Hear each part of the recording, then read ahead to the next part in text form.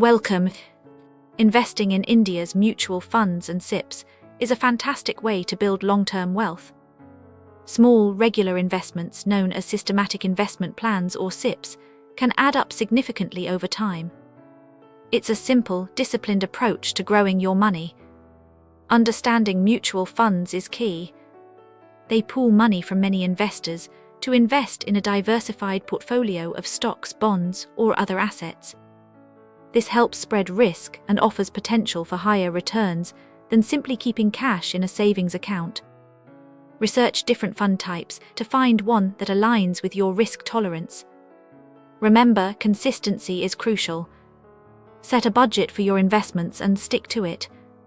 Don't panic sell during market downturns. SIPs help you average out your investment cost over time. With a bit of planning and discipline, you can achieve your financial goals.